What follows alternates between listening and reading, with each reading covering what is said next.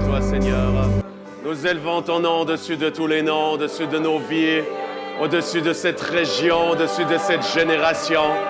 Et te demandons, Seigneur, d'accomplir les promesses que tu as données, que les prophéties puissent se réaliser, que dans les derniers jours, nous puissions voir cette effusion du Saint-Esprit venir sur chaque chair.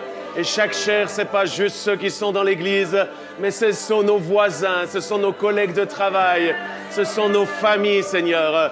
Et c'est pour ceci que nous sommes ici, Seigneur. Nous te demandons de nous parler, de nous toucher et surtout de nous montrer comment on peut amener l'Évangile à cette génération afin que la multitude de multitudes puisse se lever et dire oui à toi.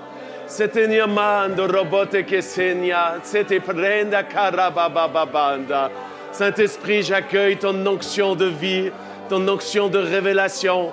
Et je te demande, Saint-Esprit, qu'aujourd'hui, tu puisses révéler en nous Jésus l'évangéliste. Que chacun d'entre nous, quel que soit son appel, qu'il puisse se lever comme Jésus l'évangéliste et que nous puissions découvrir ce Jésus qu'on aime tellement, mais le Jésus qui veut sauver, qui veut délivrer, qui veut libérer, qui veut guérir, encore aujourd'hui, dans le nom de Jésus. Sois le bienvenu, Saint-Esprit, et touche-nous, parle-nous, montre-nous, même montre-nous des images, des cartes, des villes, des endroits qui sont mûrs pour l'annonce de l'Évangile, dans le nom de Jésus. Amen et Amen. Amen. Gloire à toi, Seigneur. Amen. Merci beaucoup pour la louange. Ça fait du bien parce qu'en fait, j'étais en séance toute la matinée non-stop, même dans la voiture, donc pouvoir juste s'arrêter. Et puis bravo, vous avez un super groupe de louanges. C'est avec eux que vous allez faire le tour.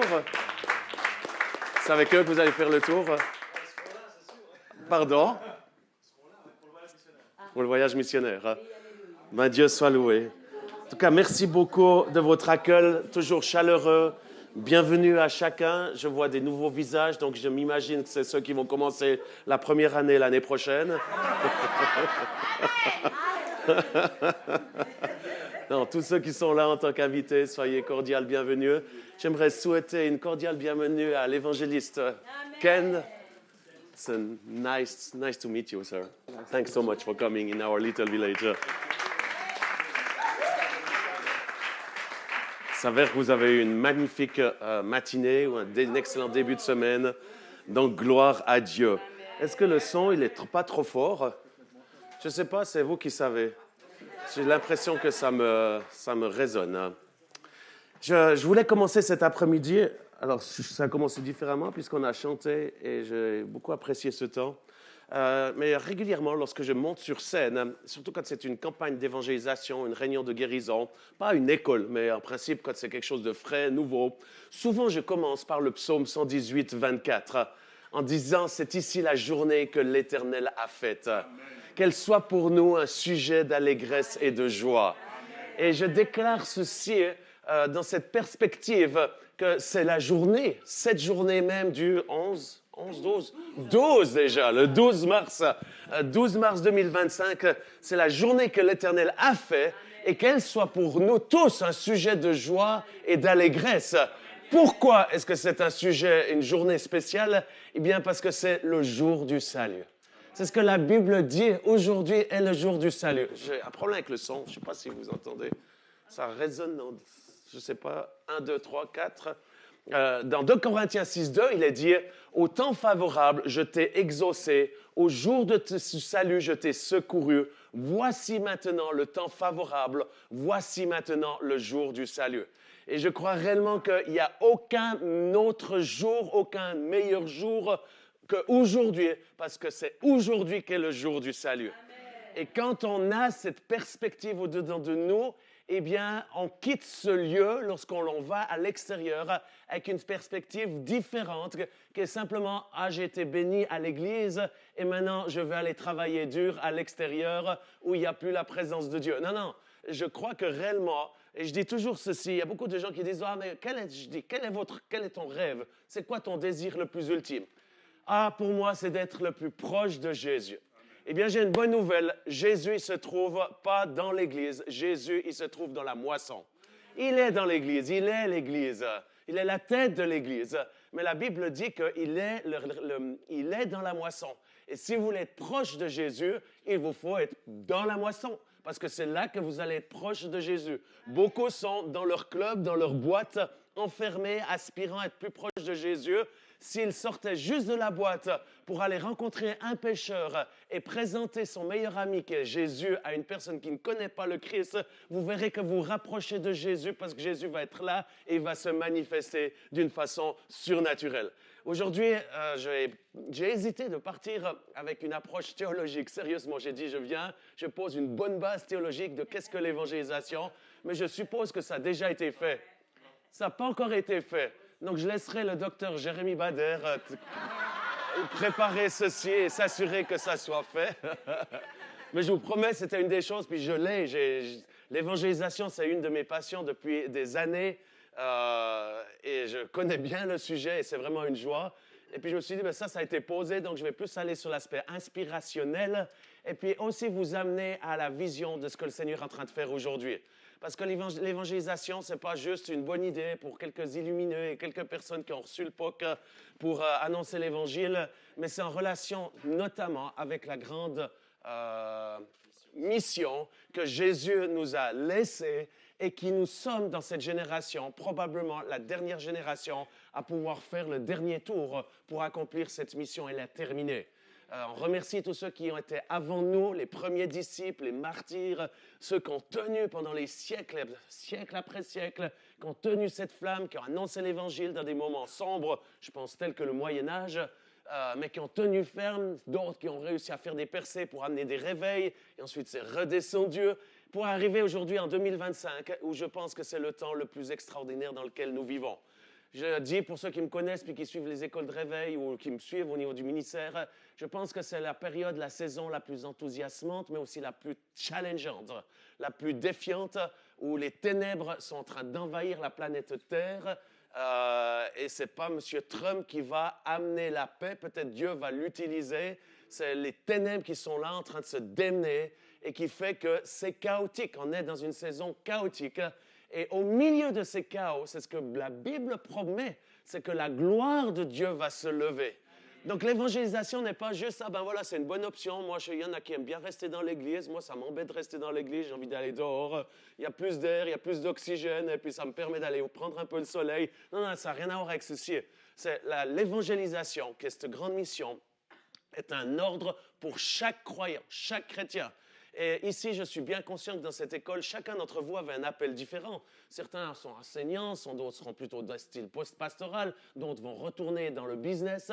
Mais cet après-midi, ce que je partage, j'aimerais semer en vous cette semence que Dieu a mis dans mon cœur, combien même mon appel principal est plus d'ordre apostolique, alors que ce qui me brûle au-dedans de moi, ce qui fait que mon cœur tape, c'est cette annonce de l'Évangile à cette génération, parce que je sais que c'est la chose la plus importante. Et d'ailleurs, c'est la raison principale pour laquelle le Seigneur est venu. Jésus n'est pas venu pour commencer un nouveau club qui s'appelle l'Église.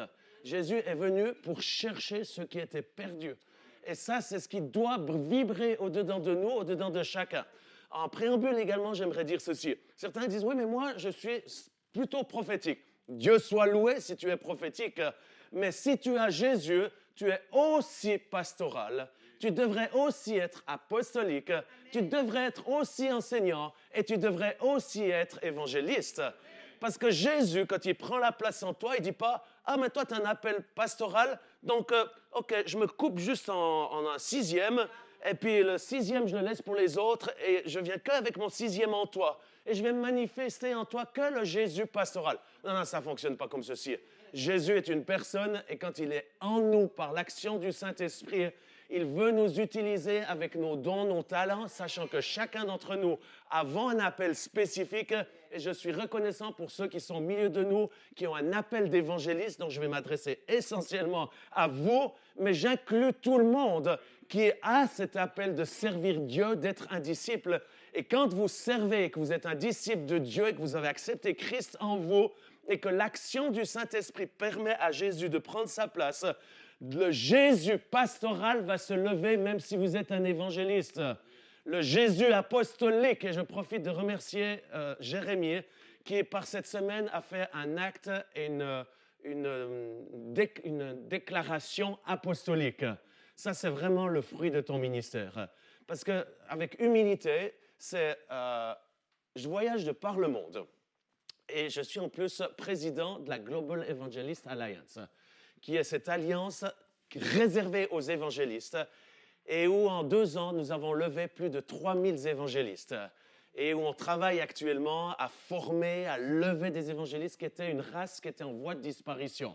Vous savez, il y a certains chiens là qui sont des magnifiques chiens, et puis qu'on ne retrouve plus, puis s'il n'y a pas quelque chose qui se passe, eh bien, ils vont disparaître définitivement. Je ne dis pas que les évangélistes sont des chiens, absolument pas. Mais ce que je dis, c'est une race qui est en voie de disparition parce que l'Église, pendant des décennies, notamment ici en Europe, est devenue très pastorale. Et par son aspect pastoral, on s'est concentré sur l'interne et on a mis tous nos efforts pour que l'interne fonctionne bien et que, comme un bon pasteur, on s'assure que tout le monde se passe bien. Mais j'aimerais vous dire une chose, ça c'est une des chose qui est prouvée dans les statistiques et dans le développement de l'Église, lorsque quelqu'un est pur pastoral en charge d'une Église, l'Église est en régression. Parce qu'il se concentre que sur l'intérieur, alors que le mandat de Jésus, c'est d'aller à l'extérieur. C'est d'être une bénédiction pour les autres, pas être une bénédiction pour nous-mêmes. Penser à nous, penser à notre agenda, être sûr qu'on a fait dodo, être sûr qu'on a bien mangé, être sûr qu'on a eu le tout, être sûr qu'on est bien confortable, être sûr que notre agenda n'est pas trop chargé. Avec le tout, être sûr que, eh bien, en fait, on rétrécit la vision que le Seigneur nous donne, qui est celle d'aller dans les nations, de prendre les nations, de prendre les territoires, de conquérir, d'annoncer l'évangile de Jésus-Christ. Donc, j'aimerais vraiment honorer Jérémie qui a lancé ceci, parce que je pense que cette maison, elle a bien besoin qu'on relance ou qu'on appelle les évangélistes à prendre leur place, au même titre que c'est important qu'on ait des bons pasteurs, qu'on ait bien les 5 ministères qui travaillent ensemble dans la complémentarité. J'aimerais dire ceci, je pense qu'aujourd'hui, ayant l'expérience de l'évangélisation depuis des années, je vais faire court juste dans ma présentation parce que plusieurs d'entre vous me connaissez, puis en plus, si vous ne me connaissez pas, achetez mon livre, où je ne vous l'ai pas donné. Les étudiants l'ont. Pardon? Miracle et guérison, on l'a commencé lundi. Ah, lundi, vous allez commencer. Puis le premier? Puis le premier? Vous deviez commencer lundi. Et puis le premier? C'est pas prévu. Le premier n'est pas prévu. Je vous conseille le premier parce que c'est le premier que vous allez comprendre qui je suis. Le deuxième, c'est de la pure guérison. C'est purement mon enseignement et tout ce que je sais concernant miracle et guérison. Si vous voulez comprendre qui je suis, comment j'ai débuté, où j'en suis, il faut lire d'abord le premier. Donc, vous avez le week-end avant lundi pour lire le premier. Je pense qu'il est en bas à la librairie disponible. Puis ceux qui n'ont pas les moyens de l'acheter, vous me dites, je vous l'offrirai. Ah, vous l'avez aussi reçu. Donc, il faut lire le premier. Il est très bien. Merci beaucoup. Tu peux en avoir un deuxième.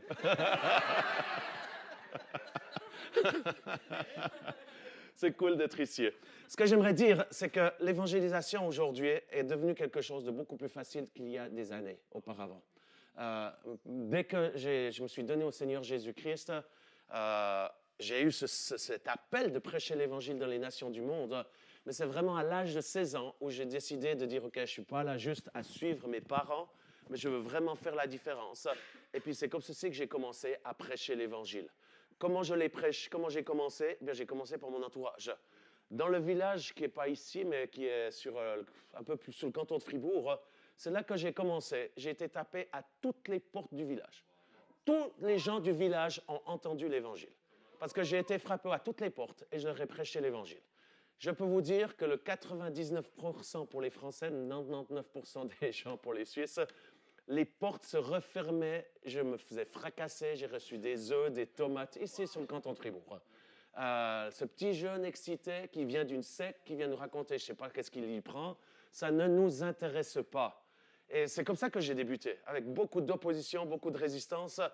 Parallèlement, je faisais un apprentissage dans le secteur de la banque, et puis j'étais avec costard-cravate, et je terminais à 17h, à 17h05, je me retrouvais à Romans, sur la fontaine, avec mon costard, en train de prêcher l'Évangile. Alors, Romans, ce n'est pas Lausanne ou Genève avec des centaines de milliers de personnes, c'est quelques paumés qui sont là-bas. Et puis quand vous avez quelques dizaines qui sont dans la rue, c'est que c'est vraiment la foule. J'exagère, mais c'est à peu près ça. Et puis pourtant, c'est comme ça que j'y allais. Les week-ends, la même chose. Tous les bars, restaurants de Romans, ils ont tous été saccagés par ma venue de prêcher l'Évangile. Et je ne me gênais pas. Je montais sur les tables, je montais sur les chaises. Des fois, je prenais le micro parce qu'il y avait une disco, je prenais le micro de la disco pour dire j'ai quelque chose d'important. Je me faisais sortir Manu Militari. J'allais dans toutes ces discos de la région où je pense à la sortie, je ne sais pas lequel était le plus enfumé, si c'était eux ou moi, mais ça puait de tous les côtés. Et puis toute la région, je l'ai vraiment parcouru de lieu en lieu avec des équipes. Je vois Jean-Daniel qui est là, Aaron, ça me fait plaisir de te voir. Avec cette équipe-là du premier temps, on allait, on louait des espaces, des places. Tel qu'à Oran, on a loué la place principale, on a fait un spectacle d'évangélisation. À Moudon, à Châtel-Saint-Denis, on s'est fait arrêter par la police qui nous a coffrés. Châtel-Saint-Denis. À Vevey, la même chose, sur la place principale. Une fois par mois, on faisait une campagne d'évangélisation. Quand je dis une campagne d'évangélisation, ce n'était pas des milliers, c'était de prêcher l'évangile, d'annoncer l'évangile, de stopper les gens. Puis on avait développé toute une façon de faire, un chant, puis après on prêche, puis on dispatchait les gens pour pouvoir leur faire sûr qu'ils se convertissent. Et puis, on a eu du succès, mais pas le succès qu'il y a aujourd'hui. Et j'aimerais le dire, c'était des périodes, on s'est donné, on s'est investi, mais ce n'est pas ce qui se passe aujourd'hui. Aujourd'hui, il y a une ouverture. Et quand la Bible dit « aujourd'hui est le jour de la moisson », c'est vraiment le cas. Et j'aimerais vraiment vous encourager à considérer ceci hautement, pas comme quelque chose qui, c'est normal, mais à le considérer comme les prophètes le disent, et entre autres avec Europe Shall Be Saved, qui est ce mouvement d'évangélisation pour l'Europe. On a eu le summit des leaders au niveau européen il y a quelques semaines, 2 semaines de ceci, et plusieurs, à l'unanimité, disent qu'il y a comme une porte ouverte de 3 ans et demi sur notre continent. Donc, qu'est-ce que ça veut dire? Ça veut dire que s'il y a une grâce de 3 ans et demi, maintenant, si c'est 5 ans ou 10 ans, peu importe le temps, c'est pas trop ça qui m'intéresse, mais c'est le principe, c'est que si Dieu, il ouvre une porte et il dit maintenant, pendant 3 ans et demi, je vous donne l'Europe, vous pouvez la prendre. Et que pendant 3 ans et demi, on attend sur nos chaises, à continuer à discuter, à faire de la louange, à parler entre nous, et de pas prendre ce qu'il y a dehors, il se peut que tout d'un coup, la porte se ferme, parce que c'est comme ça que ça se passe. La grâce, c'est la grâce, on ne peut pas gérer la grâce. La porte se ferme, et ça va prendre peut-être nouveau des décennies ou des siècles, jusqu'à ce qu'il y ait nouveau une grâce spéciale sur notre continent européen. J'espère que cette image vous parle, parce que pour moi, ça me secoue. Ce qui fait que si c'est réellement le cas, si la porte, elle est ouverte sur un court terme, eh bien, il faut se lancer. Je ne sais plus si c'est ici, parce que j'enseigne dans plein d'écoles, mais j'oublie les endroits où j'ai enseigné ceci. Mon cher ami Nathan Maurice, avec qui je suis co-leader de la Global Evangelist Alliance, il y a 3 ans de ceci, le Seigneur lui dit, écoute, je vais t'ouvrir les portes du... J'ai partagé ça samedi. J'ai partagé ça à l'école de réveil. Non, pas Cuba, de Nicaragua. Nicaragua. Et puis, il a dit, mais mon agenda est plein, il a des campagnes en Afrique, etc. Et puis, il y a un gars qui est arrivé dans son bureau d'une façon surnaturelle et il a dit, est-ce que tu crois que Dieu peut sauver une nation entière? Puis Nathan lui dit, mais évidemment, mon ministère s'appelle Secouer les nations. J'y crois, ceci. Il dit, non, est-ce que tu penses que Dieu peut littéralement sauver une nation entière? Puis il dit, mais oui, j'y crois. Il dit, alors si tu es prêt, je te donne la possibilité de me rejoindre. C'est un missionnaire, un petit missionnaire de Jeunesse en Mission, qui travaillait au Nicaragua depuis des années. Et où le Seigneur lui a dit, il y a un temps très court où il faut lancer le filet. Et en faisant ceci, ils se sont mis d'accord, se sont mis à genoux, ils ont dit, Seigneur, on est d'accord d'y aller. Le moment où ils ont fait ceci, les portes se sont ouvertes. Et pendant 1 année, vous pouvez aller regarder sur les sites Internet, pendant 1 année, ils ont parcouru toutes les grosses villes, toutes les régions, littéralement toutes les régions du Nicaragua. C'est des millions de personnes dans un pays communiste, fermé, où il y a de la persécution. Nicaragua, il est une dans les listes, les 10 premiers de la persécution. Des foules, comme vous voyez avec Reinhard Bonnke et autres, des foules, des multitudes. Et puis, à Noël l'année passée, tac, il se fait réveiller le jour le 25. Il se fait réveiller par la police secrète qui lui dit, écoutez, monsieur Nathan Maurice, vous êtes en souci, on a arrêté tous vos collaborateurs qui sont sur le Nicaragua, ils sont en tôle, on a arrêté je ne sais pas combien de pasteurs, et vous êtes poursuivis pour X trucs. Et il a passé son Noël à devoir se bagarrer. Dieu soit loué, il n'a pas été accusé de quoi que ce soit, il n'a pas été mis lui en prison. Mais en ce jour, il y a des gens qui sont en prison parce qu'injustement, ils ont soutenu, ils ont aidé pour l'annonce de l'Évangile. Qu'est-ce qui s'est passé? C'est que pendant une année, c'est des millions de personnes qui ont entendu l'Évangile et tout d'un coup, la porte s'est fermée. Et je ne dis pas ceci pour faire peur et foutre une pression, parce que ce n'est pas ceci. Quand le Seigneur dit « aujourd'hui est le jour du salut », c'est que c'est aujourd'hui et demain, ça le sera encore, parce que chaque jour, c'est le jour où Jésus veut sauver. Et j'aimerais vraiment vous encourager à vous ouvrir à cette dimension, de dire « OK, mais que Jésus puisse se manifester dans ma vie, à travers ma vie, quel que soit mon appel, si je suis un louangeur, tu n'es pas... mis de côté, ou tu n'es pas disqualifié, ou tu n'es pas la personne, tu dis « Ah ben, je ne me sens pas concerné. Moi, mon appel, c'est d'être lévite. » Non, non, non. Marc 16, il est pour tout le monde, il est pour chaque croyant. Et j'aimerais vraiment vous encourager à vous ouvrir à ceci. Et quand vous ouvrez à ça, eh bien, vous allez voir que Dieu va vous ouvrir les portes partout pour que vous puissiez amener l'Évangile. Alors, évidemment, pour des gens qui prêchent, ça peut sembler plus facile. Mais ce n'est pas comme ceci qu'on va gagner chaque personne. Ça va se passer quand chacun va prendre sa place et prendre les opportunités et va commencer à prêcher l'Évangile, comme on vient de le lire, prêcher l'Évangile en toute occasion. Favorable ou non, on va prêcher cet Évangile. Je me rappelle, là, juste qu'on avait loué le stade Benfica Stadium, juste après, c'était quoi, il y a 2 ans, le gros stade, là, 55 000 personnes. Et j'oublierai jamais, le lendemain, on était partis dans un petit village. Et puis, on arrive dans ce petit village portugais. On venait de passer à la télé, les gros stades, etc. Et on arrive dans ce petit village. Et puis, on était là juste entre nous pour fêter, célébrer, juste boire une bonne bouteille, manger je ne sais plus ce que c'était, du chorizo ou de la morue. Et puis, juste de profiter de la vie. Et puis, tout d'un coup, il y a quelqu'un qui frappe à la porte. C'était le voisin. Et le voisin qui vient et qui dit « Mais écoutez, j'ai vu que vous étiez à la télé hier. Comment ça se fait que vous ne m'avez pas invité? » Et puis on a dit « Ben écoute, là, c'est ça les opportunités. Ce n'est pas de se dire « Ah, mais ça sera demain ou ceci ou autre. » Directement. J'ai dit « Mais venez, rentrez tout de suite. » Il dit « Non, mais je ne veux pas vous déranger, vous êtes en équipe là. » Je dis « Non, non, vous ne nous dérangez absolument pas. » Puis là, on se présente et au fait, c'était le chef de l'agence immobilière de la région. Et puis, il avait vu ça à la télé et il s'est senti offensé que lui, un homme important, il n'a pas eu d'invitation VIP. Voilà vous dire où on en est aujourd'hui. C'est que les gens ils veulent être invités. Je pense à samedi passé, une des collègues de travail là, de Noline, elle s'est convertie ici.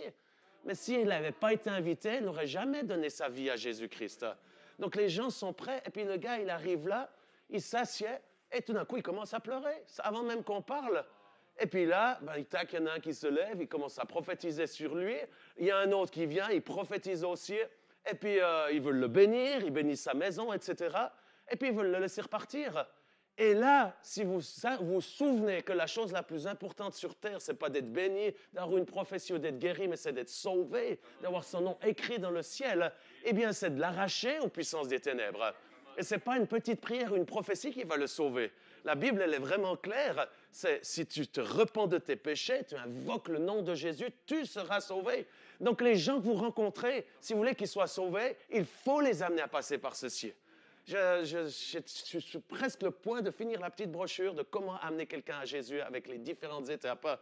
J'espère que je pourrai vous le donner. Mais en attendant, vous pouvez l'étudier. Allez dans la parole de Dieu. Sortez tous les versets qui parlent du salut.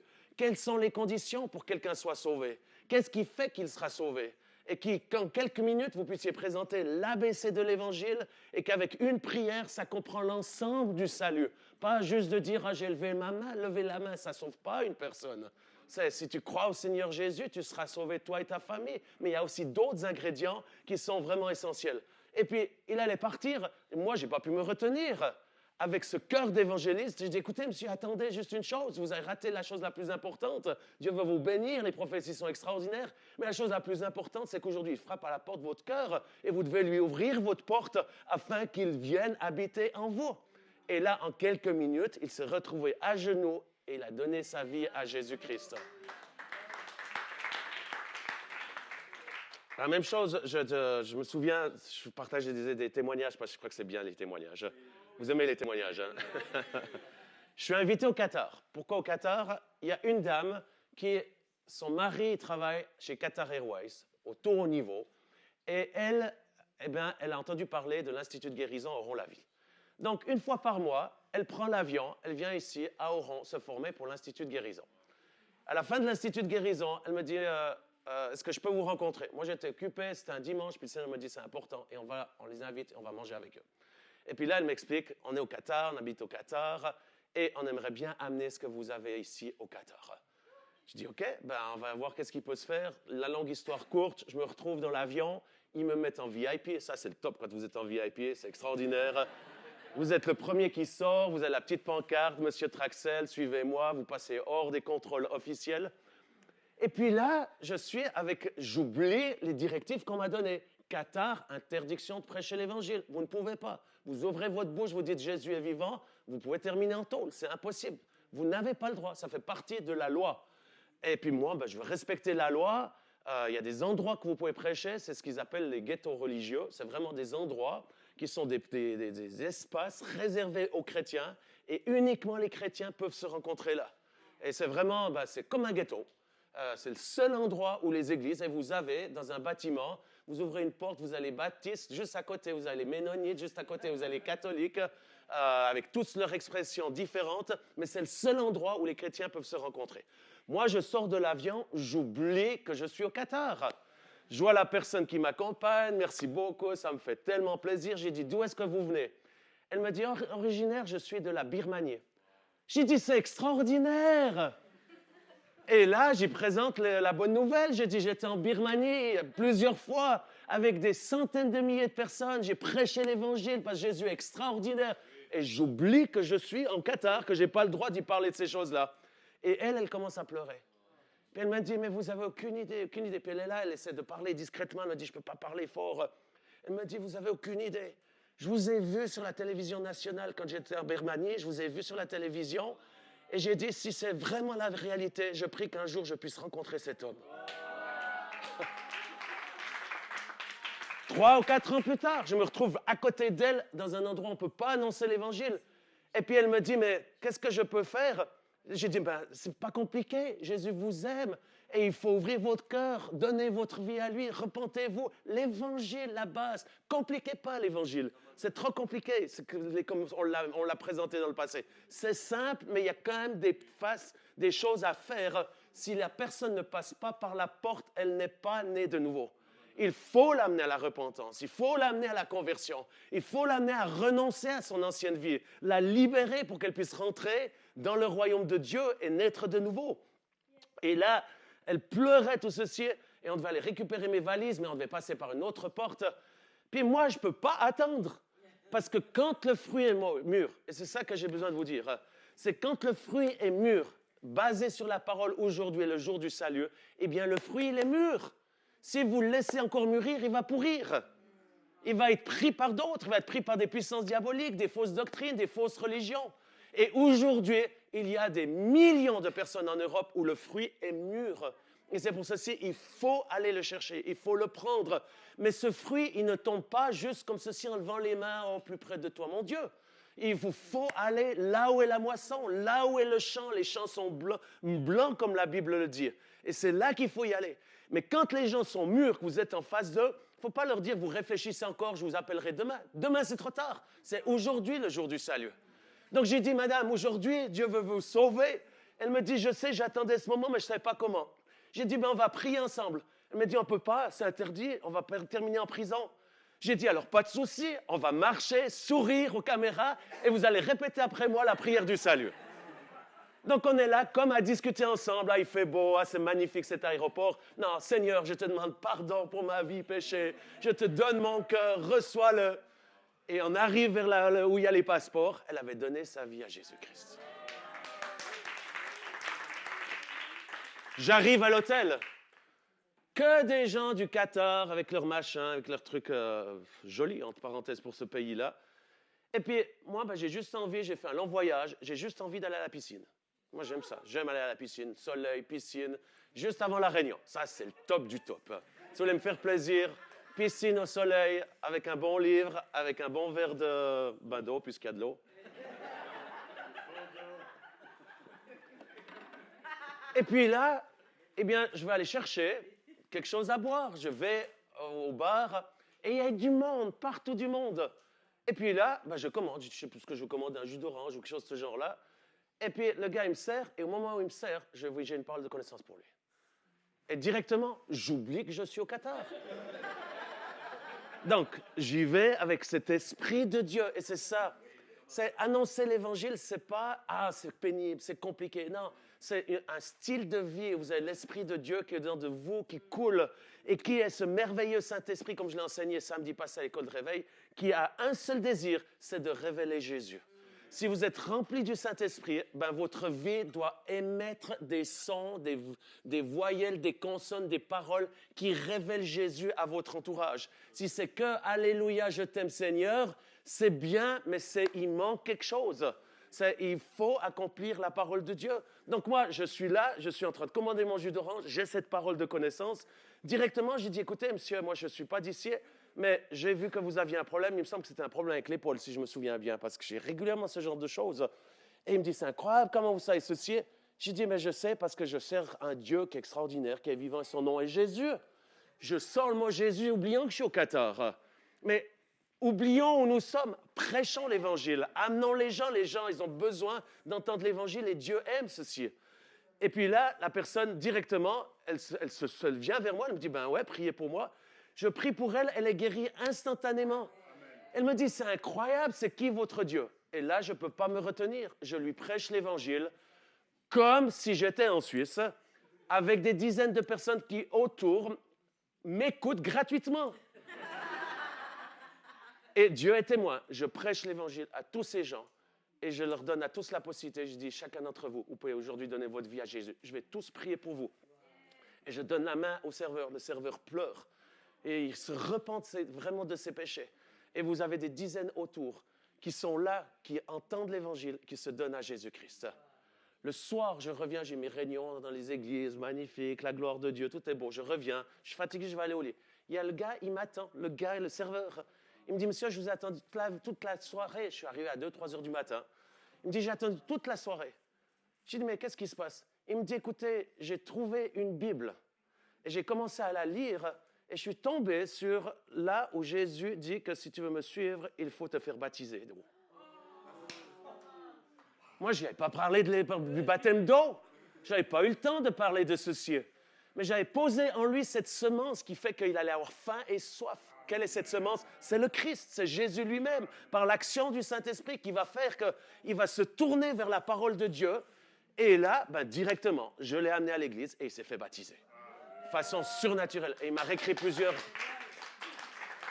Donc, c'est ce genre de choses.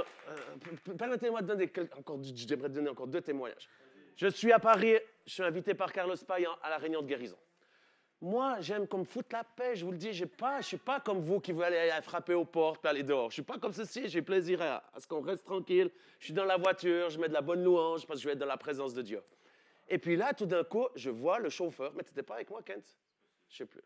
Tout d'un coup, je vois le chauffeur devant moi, c'est le taxi. Je vois un démon sur son épaule. Et je dis, ça, on ne va pas aller loin avec ce démon. Hein? Donc, je me tourne vers le chauffeur. J'ai dit, écoutez, monsieur, je ne sais pas qu'est-ce que vous avez, mais vous avez une créature bizarre qui est sur votre épaule. Ça ressemble à un démon. Il me dit, j'ai des douleurs terribles et je suis sous oppression, je ne sais pas ce que c'est. Ce que vous me dites, je ne comprends rien. Moi, je ne suis pas croyant, je ne crois rien à ce que vous me dites, mais je sais, j'ai un problème qui est là. J'ai dit, écoutez, est-ce que vous êtes d'accord que je vous libère maintenant? Il me dit, faites ce que vous avez à faire. Donc, il conduit. Et je dis, au nom de Jésus, esprit impur, esprit diabolique, je te commande de quitter. Le gaillard,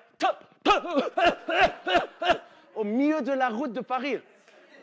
Donc, j'ai dit, mettez vite le frein à main. Je tire le frein à main. J'étais derrière. Il était là, en train de délivrer. Au milieu de la route, ça klaxonnait de tous les côtés. Je le libère. J'ai dit, avant que vous repreniez le volant, il y a la chose la plus importante pour éviter que ce démon revienne, c'est que vous me demandez à Jésus de vous sauver maintenant. C'est maintenant le jour du salut. On s'en fout les klaxons, on s'en fout ce qu'il y a, mais c'est une urgence, puis l'urgence, ça doit se faire maintenant, pas demain, maintenant. C'est pour ceci que lors des appels, puis ça, c'est des petites clés que j'essaierai de vous donner les aspects pratiques. C'est que l'appel à la conversion, c'est exactement le contraire d'une bonne prédication pour les brebis qui connaissent tout. L'appel à la conversion, c'est une bagarre où nous arrachons des dents du diable, ces brebis qui ne connaissent pas la vie et la vie en abondance. Et quand vous êtes en face d'un loup, d'un lion qui a une brebis dans la gueule, vous n'êtes pas « Oh, gentil lion, si tu veux laisser partir la brebis, laisse-la partir ». Vous allez être violemment l'arracher aux ténèbres pour qu'il puisse rencontrer le Christ ressuscité. Et ça, c'est ce que l'Évangile. Quand on fait un appel à la conversion, quand on présente l'Évangile, ce n'est pas le soaking dans la présence de Dieu. Je suis désolé, je reviens toujours avec ça, mais je sais. Ces jours, j'ai besoin de soaking. Hier, c'était mardi, lundi, le matin, j'ai encore bossé, l'après-midi, j'étais à la maison. J'ai dit, j'ai besoin d'être ressourcé. Donc, j'ai été soaking 1, non, il n'y a pas l'onction, soaking 2, pas l'onction. Soaking 3, c'est du bruit. Ça, c'est un chant, il y a quelque chose de frais, de nouveau qui m'amène cette onction. L'onction vient directement. Je raffole de ceci. Mais quand on est sur le terrain missionnaire, quand on est à annoncer l'Évangile, c'est une bagarre, un combat qui est là et qui est un combat pour la vie éternelle. Les gens, s'ils n'ont pas donné leur vie à Jésus, c'est peut-être la dernière possibilité avant qu'ils passent l'éternité en enfer. Et qui c'est qui va pouvoir le faire? Vous, parce que Dieu vous a mis sur son chemin. Donc là, avec le taxi, directement, j'ai dit, avant que vous repreniez la route, il faut que vous soyez sauvés. J'ai dit, en 2 mois, Jésus est venu sur cette terre. Il me dit, mais moi, je ne suis pas... il était musulman, le gars. Moi, je suis musulman. J'ai dit, mais j'ai une bonne nouvelle. Jésus est venu pour les musulmans, les bouddhistes, les athéistes. Il est venu pour tout le monde. Et il est venu surtout pour vous. Mais la chose, c'est que vous devez ouvrir maintenant votre cœur, vous repentir de vos péchés et reconnaître que sans lui, vous ne pouvez pas avoir la vie. Le diable va venir plus fort. Il va vous détruire. Lui, il vient que pour dérober, égorger, détruire. Mais si vous donnez votre vie à Jésus, Jésus est venu pour que vous ayez la vie et la vie en abondance. Alors maintenant est le jour du salut. Levez vos mains, je vais prier pour vous. Quand c'est le moment de donner la vie au Seigneur et que vous voyez que le fruit est mûr, ne tournez pas autour du pot. Est-ce que vous êtes vraiment sûr que vous voulez donner votre vie à Jésus-Christ? Non! C'est aujourd'hui le jour du salut. Lève tes mains et on prie ensemble. On a prié et vous savez ce qui s'est passé? Le gars a été baptisé du Saint-Esprit dans le taxi. Je n'ai pas parlé de Saint-Esprit.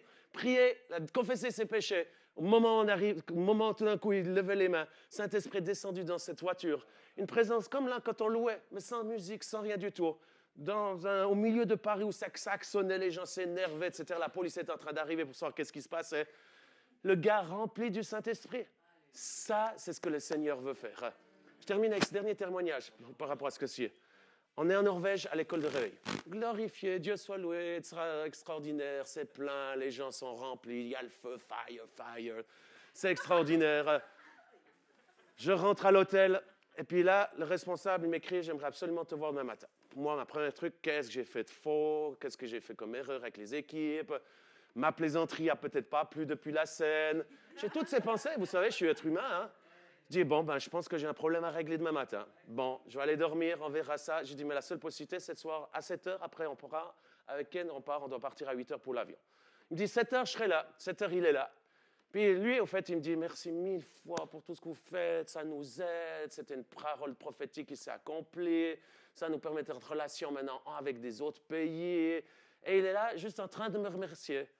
Et puis, j'ai dit, super, c'était pour ça que tu viens. Il me dit, non.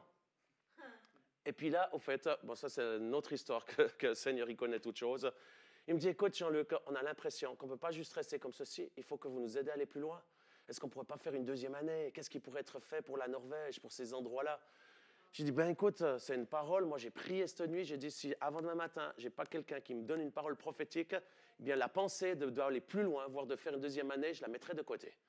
Et c'est lui-même qui me dit, voilà, oui, avec mon épouse, toute cette semaine, on a discuté de ceci. On discute, on échange avec l'AIB concernant l'AIMG, tout ceci. Et puis là, on doit y aller, c'est l'heure de partir. Donc, je me lève de table. Kent est là, il essaie. Je me lève de table, je veux serrer la main, et le Saint-Esprit me dit, rassieds-toi, prie.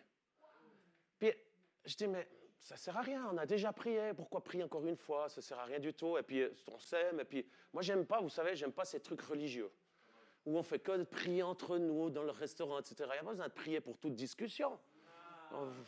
Si tu as besoin de discuter d'assurance, il n'y a pas besoin de prier pour l'assurance. tu dis, Seigneur, je suis sous ta confiance, je vais décider. Vous pouvez prier, ça ne va pas te faire de mal, mais il y en a qui sont tellement chrétiens que ça me fatigue. Ils sont là. Ils veulent te vendre une voiture, il faut d'abord prier. Non, non, non, si ta voiture est pourrie, tu ne me la vends pas et tu me fais un bon prix. Juste des trucs pratiques. Vous comprenez ce que je veux dire? Donc là, on est autour de la table. Moi, je dois prendre l'avion. Je ne vois pas la nécessité de prier. Et le Saint-Esprit me dit, je veux que tu pries. Alors, je leur dis, écoutez, on va s'asseoir. Je pense que c'est important qu'on puisse prier. On prie. La présence de Dieu, elle est là. La gloire de Dieu, elle est là. Mais c'était court. Petite prière, pom, pom, pom, on prie. Je me lève. Il y a un gars qui me saute dessus. En pleurant, il me dit, mais vous avez prié? Je dis, oui, on a prié. Il me dit, c'est exactement ce que j'ai besoin. Je suis de l'Angleterre, je suis dans la merde. J'ai perdu ma famille, je suis poursuivi par la police et je suis perdu. Je ne sais pas où me tourner. J'ai besoin de ce que vous avez. Est-ce que ce n'est pas mûr, des trucs comme ça? Alors, là, je vais vous donner des exemples de type ministériel. Vous avez le pasteur qui tout de suite est réjoui. Il se dit, ah ben je vais vous donner l'adresse de mon église, que vous puissiez venir au culte. Et vous avez l'évangéliste qui dit, maintenant est le temps du salut. On ne va pas le laisser attendre 3 heures avant d'aller au culte, puis qu'il se perde et puis qu'il parte en enfer parce qu'il ne sait pas comment y aller. Ah, mais c'est la réalité. Donc on veut donner notre petite carte. Ah ben si tu veux, tu peux bien nous trouver. Il était tout content parce qu'il a, voilà, il y a le fruit, il est mûr. Non, si le fruit, il est mûr, il faut le prendre avant que le diable le détruise. Et là, j'ai dit, oui, c'est bien, tu pourras aller à l'église, ils vont te donner l'adresse après. J'ai repris le lit directement. J'ai dit, mais la chose la plus importante, c'est que tu es dans la merde, mon copain. Maintenant, il faut te repentir, il faut donner ta vie à Jésus. Et maintenant, et ce n'est pas le choix, c'est si tu ne le fais pas, tu vas en enfer. Hein, c'est comme ça, j'essaie d'arrondir comment on l'a fait. Mais radical. Et puis, je n'ai pas dit, est-ce que tu veux réfléchir? J'ai dit, donne-moi tes mains et répète après moi la prière pour que tu sois sauvé maintenant. Et directement, il m'a donné les mains. Il m'a dit, oui, je veux donner ma vie à Jésus. Et instantanément, il a donné sa vie à Jésus. Et le matin, il a été au culte. Donc, tout le monde était content.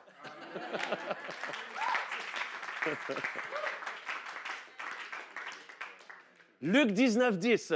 Le Fils de l'homme est venu chercher et sauver ceux qui étaient perdus. C'est vraiment le cœur même de l'Évangile.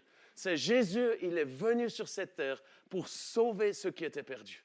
Et c'est pour ceci que je vous encourage à avoir toujours ce cœur qui est là, prêt à annoncer l'Évangile. J'oublierai, je suis obligé de raconter ceci. Je suis invité à une pastorale en Suisse allemande. Des centaines de pasteurs du mouvement de la PFIMI, des églises de Pentecôte. Et c'est 600 pasteurs, tous les pasteurs de la Suisse allemande qui sont des églises de Pentecôte. Et puis, je suis en train de leur prêcher, ils m'ont demandé de prêcher sur le Saint-Esprit. Donc, je suis en train de prêcher sur le Saint-Esprit, je les défie, je leur dis, écoutez, moi, je vais t'entendre dans vos églises Pentecôte, vous êtes les églises les moins pentecôtistes au monde. Vous ne parlez pas en langue, vous ne prêchez pas, vous interprétez pas, vous ne guérissez pas les malades. Il faut revenir à votre premier appel. Et je suis en train de les défier, en train de les challenger par rapport à ceci. Saint-Esprit me dit, arrête-toi, fais un appel à la conversion. Je dis, mais ce n'est pas possible, c'est que des pasteurs. Et Saint-Esprit me dit, non, je veux sauver maintenant. Et quand vous entendez cette voix qui frappe à la porte, il ne faut pas attendre la fin de la louange ou la fin du programme. Il faut faire là où le Saint-Esprit veut agir. Saint-Esprit, des fois, il veut révéler Jésus qui guérit, des fois Jésus qui libère, des fois, il veut nous amener dans cette présence, dans cette proximité d'adoration avec Jésus. Mais quand il veut révéler Jésus qui sauve, il faut lancer le filet. Il faut le lancer, il ne faut pas attendre. Et là, sans plus ni attendre, je dis à tous les pasteurs, j'ai dit, écoutez, je n'ai pas fini ma prédication, mais je vous demande à tous de fermer vos yeux. Et pac, je lance le filet. J'ai dit, il y a quelqu'un, 1 ou 2 personnes qui sont là, au minimum, qui n'avaient jamais donné votre vie à Jésus. Mais c'est impossible, c'est sur enregistrement, tout le monde a été vérifié à l'entrée, et c'est des pasteurs, c'est même pas leur assistant ou les copains, c'est des pasteurs. Et puis là, je fais l'appel, et à ma surprise, il y a un gars qui lève la main. Et puis, je suis tellement surpris, je pose la question. Je dis, mais comment ça se fait que vous levez la main? Il me dit, mais écoutez, je suis le voisin du pasteur, il a ses cannes, il n'arrive pas à conduire, et il est venu m'appeler ce matin s'il ne pouvait pas me conduire, si tu ne pouvais pas le conduire, puis comme on est des bons amis, ben, je suis venu le conduire. Et puis, je n'ai jamais entendu ce que vous avez partagé, donc j'ai envie de donner ma vie à Jésus. Que quelqu'un dise Alléluia. J'aimerais lire, je suis persuadé que vous l'avez déjà lu, Marc 16, 15. Et je vais essayer de faire un englobement de tout ce que je voulais vous partager. Marc 16, 15 nous dit, c'est Jésus lui-même. Imaginez-vous bien, c'est Jésus, il vient d'être crucifié, il est monté au ciel, il redescend glorifié, et il passe 40 jours avec ses disciples sur cette terre. Il leur donne les dernières recommandations, il leur donne des enseignements, il fait encore quelques miracles. Et juste avant de partir, il leur dit, écoutez, je vais vous dire quelque chose d'hyper important. Ça va être mes dernières volontés. Donc, je ne sais pas si vous avez déjà perdu des proches, c'est quand la personne qui va décéder vous donne ses dernières volontés, c'est sérieux. Et en principe, si vous l'aimez, vous allez tout faire pour accomplir ses dernières volontés. Vous allez le faire même s'il est mort. La bonne nouvelle, c'est que Jésus a donné ses dernières volontés, mais il n'est pas mort. Mais il attend que nous accomplissions ses dernières volontés. Et il leur dit, allez dans le monde entier et prêchez la bonne nouvelle à tout le monde. Dites tout le monde. Celui qui croira sera baptisé, sera sauvé, mais celui qui refusera de croire sera condamné. Voici les signes qui accompagneront ceux qui croient. Ils chasseront les démons en mon nom, ils parleront de nouvelles langues, ils saisiront des serpents avec leurs mains. S'ils en boivent un breuvage mortel, il ne leur fera point de mal. Ils imposeront les mains aux malades et ceux-ci seront guéris. Après leur avoir parlé, le Seigneur fut enlevé au ciel et s'assit à la droite de Dieu. Quant aux disciples, verset 20, ils allèrent partout prêcher. Et le Seigneur travaillait avec eux, confirmant leur message par de nombreux miracles. Seigneur, je te remercie pour ta parole. Aide-moi durant ces 30 prochaines minutes à donner les points essentiels pour que nous puissions revoir l'essence même de ce que tu veux nous transmettre dans cette génération, dans le nom de Jésus-Christ. Quand je lis Marc 16, et je l'ai déjà lu de nombreuses fois, c'est probablement un des versets que je prêche le plus, chaque fois, je ressens une urgence de la part de Dieu de prêcher l'Évangile. Je vous encourage à le relire ce soir. Et lisez-le et mettez-vous, imaginez-vous, avec l'aide du Saint-Esprit, d'être au pied du Maître et où le Maître lui-même, Jésus qu'on aime, où on apprécie de le chanter pendant des heures, de le louer, et on veut lui donner notre vie, il dit, attends, j'aimerais te demander une chose essentielle. Ce n'est pas de prier des heures, ce n'est pas d'aller à l'église, ce n'est pas ceci. Il ne dit pas que ce n'est pas ça qu'il veut, parce que plus loin, il donne des conseils. Mais il dit, mon dernière chose, avant que je parte, j'aimerais que vous puissiez faire quelque chose. C'est que vous puissiez aller, pas rester, aller dans le monde, pas dans les églises, aller dans le monde entier. Et entier, ça veut dire entier. Ce n'est pas juste les endroits faciles ou les endroits reculés. Le monde entier, ça commence par ta famille, ton entourage, tes voisins, le monde entier. Et qu'est-ce qu'il y a à faire? Eh bien, c'est de prêcher la bonne nouvelle à tout le monde. Je sens cette urgence que le Seigneur est en train de nous dire ceci à son Église. C'est le temps de prêcher l'Évangile. Merci pour la théologie, merci pour tous les enseignements de réformation et surtout les excellents messages que j'ai donnés. Quelqu'un disait Alléluia. Mais surtout, il dit, mais il est une urgence essentielle, c'est de prêcher l'Évangile. L'Évangile, c'est quoi? L'Évangile, c'est la bonne nouvelle. Et la bonne nouvelle, elle doit être prêchée. Parce que l'Évangile est une nouvelle, et une nouvelle n'est une nouvelle que si elle est communiquée.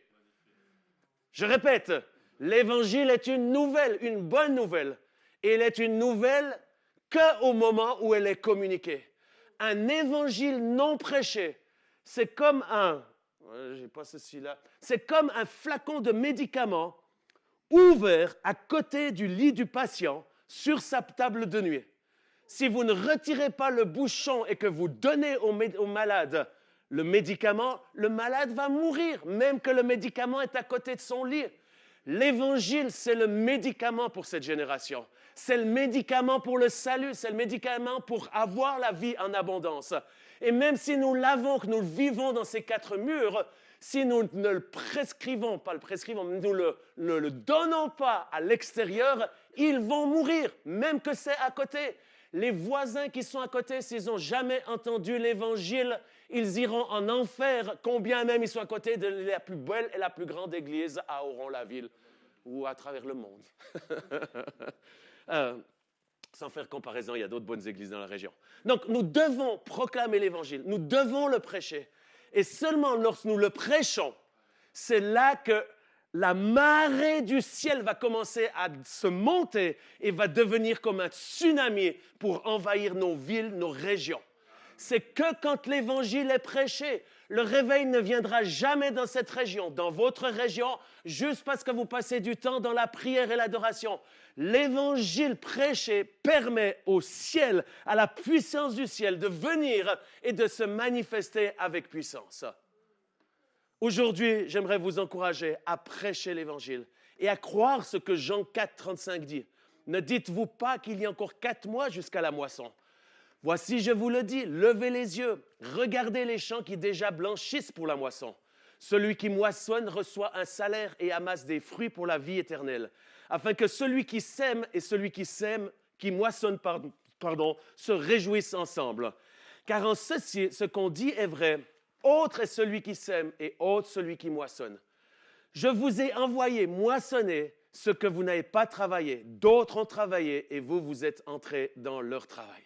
J'aimerais vous dire, chers amis, il y a des gens qui, avant nous, ont travaillé dur, ont labouré la terre. Aujourd'hui, on a le privilège de pouvoir, pas répondre à Matthäus van der Steen, qui essaie de m'appeler. Pardon. Alors, il m'a fait shooter mes notes, là, mon cher ami, qui vient d'avoir un petit bébé, là, la semaine passée, et qui l'a appelé Noël. Et ouais, le dernier mot, mais Noël, Josiane. Il y a un petit prénom encore entre deux. Donc, mon épouse est très heureuse qu'il y ait une nouvelle Josiane, toute fraîche, toute nouvelle, tout bébé sur cette terre.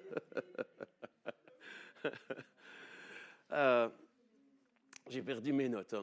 Donc, je reviens peut-être juste à quelques éléments que j'aimerais partager rapidement avec vous. C'est qu'aujourd'hui, la moisson, elle est mûre et c'est le temps de prêcher cet évangile. La première des choses, une des clés, je vais vous donner juste quelques petites clés rapides par rapport à l'aspect de l'évangélisation. La première des choses, c'est toujours lié à cette faim et cette soif. Si vous avez faim et soif de Dieu, vous allez voir que la faim et la soif pour l'évangélisation va de pair. Ce n'est pas possible, je connais personne qui a faim et soif de Jésus sans avoir cette faim et soif de prêcher Jésus. Parce qu'au fait, l'origine de la faim et la soif, c'est le Saint-Esprit. Et c'est le Saint-Esprit qui veut révéler Jésus. C'est ce qu'il attend. Deuxième chose, c'est exactement ceci. Le Saint-Esprit, c'est vraiment la personne qui va vous aider à annoncer l'Évangile. Moi, je le dis d'origine, de nature, je suis timide. Mais depuis que j'ai l'action du Saint-Esprit dans ma vie, je prends des risques, je fais des choses que je ne ferais jamais naturellement. C'est par l'action du Saint-Esprit. Et c'est comme ceci que les disciples qui étaient cachés dans la chambre haute, vous croyez qu'ils faisaient quoi dans la chambre haute? Ils étaient cachés, ils avaient peur, ils étaient tout tremblants. D'ailleurs, pourquoi il n'y en avait pas 500? Il n'y en a eu que 120, parce que c'était les 120 qui étaient des téméraires et courageux, qui se sont enfermés dans la chambre haute. Les autres 380, ils n'étaient pas présents. Pourtant, ils ont entendu les ordres de Jésus. Allez et attendez. C'était parti. Le Seigneur veut utiliser ceux qui ont faim et soif, qui sont prêts à avoir, à payer le prix. Et là, qu'est-ce qui s'est passé? C'est qu'ils ont été baptisés du Saint-Esprit. Et le Pierre, qui est celui qui a nié Jésus quelques jours auparavant, c'est le même Pierre qui se lève avec courage et qui prêche la prédication la plus connue du monde, qui fait qu'en quelques minutes, 3000 personnes se tournent vers Jésus. C'est l'action du Saint-Esprit. C'est ce Saint-Esprit qui va faire que vous allez être des témoins dans votre entourage, dans votre famille, là où vous êtes, et qui va faire toute la différence. Romains 15, 18, 20. Car je n'oserais mentionner aucune chose que Christ n'ait pas faite par moi pour amener les païens à l'obéissance par la parole et par les actes, par la puissance des miracles et des prodiges, par la puissance de l'Esprit de Dieu, en sorte que depuis Jérusalem et les pays voisins jusqu'en Illyrie, j'ai abondamment répandu l'évangile de Christ. Et je me suis fait honneur d'annoncer l'évangile là où Christ n'avait point été nommé, afin de ne pas bâtir sur le fondement d'autrui. Je suis conscient qu'on est dans une école où il y a différents appels et on a besoin de tous les appels. Et cette école, elle est là pour vous aider à rentrer dans votre destinée. Je le redis que l'annonce de l'Évangile n'est pas limitée à un des 5 ministères qui est celui de l'évangéliste. L'annonce de l'Évangile devrait être le heartbeat, le battement de cœur de tous les ministères. Amen. Si vous êtes pastoral, je pense à mon beau-frère qui est ici, pasteur Jean-Michel Chevalet, c'est un vrai pasteur. Il n'y a pas plus pasteur que lui dans cette maison. Et on est tellement content de l'avoir parce que c'est un vrai pasteur. Et on a besoin de lui. Il s'inquiète de tout. Il s'inquiète de savoir si vous allez bien, si vous avez trouvé la place de Pâques, savoir si... Il s'inquiète de vous parce que c'est un vrai pasteur.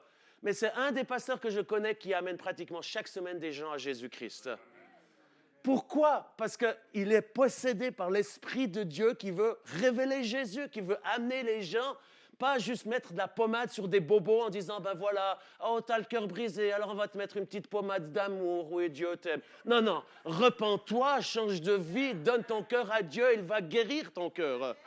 Et ça, c'est ce que j'aimerais vraiment partager aujourd'hui. C'est de partager cet évangile, c'est un privilège, c'est un honneur pour ceux qui ont un appel d'évangéliste. Je vous encourage à ne pas attendre les invitations pour prêcher dans les églises. Les églises, ce sont les endroits les plus évangélisés au monde. Donc, ne lancez pas votre filet dans les aquariums.